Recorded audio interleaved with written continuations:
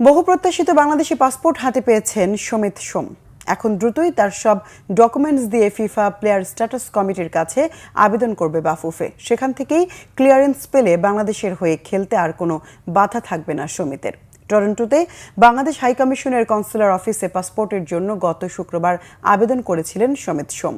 Biometric, ছবি তোলা সহ যাবতীয় কাজ বেশ দ্রুত সময়ের মধ্যেই শেষ হবার 2 দিনের মধ্যেই 5 মে তার হাতে লাল সবুজ দেশের পাসপোর্ট তুলে দেওয়া হয়েছে। তার পিতামাতা বাংলাদেশে হয় পাসপোর্ট পেতে বেশি সমস্যা হয়নি। 27 বছর বয়সী এই অ্যাটাকিং মিডফিল্ডার 2020 সালে কানাডা জাতীয় দলের হয়ে 2টি ম্যাচ খেলেছেন।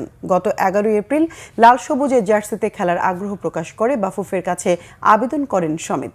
কানাডা জাতীয় দলের খেলোয়াড় এবং কানাডিয়ান প্রিমিয়ার লিগের ক্লাব ক্যাভালরি এফসিতে খেলায় তার প্রতি আগ্রহ তৈরি হয় বাফুফের এবং খুব দ্রুত সময়ে তার জন্ম নিবন্ধন সনদ, কানাডা ফুটবল অ্যাসোসিয়েশন ছাড়পত্র এবং তৃতীয় ধাপে বাংলাদেশের পাসপোর্ট পেয়ে গেছেন সমিত। এখন ফিফা প্লেয়ার স্ট্যাটাস কমিটির ছাড়পত্রের জন্য বাফুফে দ্রুতই আবেদন করবে। ইংলিশ প্রিমিয়ার লিগের ফুটবলার হামজা চৌধুরীর খেলার অনুমোদন পেতে 4 মাস সময় লেগেছিল বাফুফের। আগামী 10 জুন সিঙ্গাপুরের বিপক্ষে বাংলাদেশের ম্যাচে সমিতকে খেলাতে চায় বাফুফে।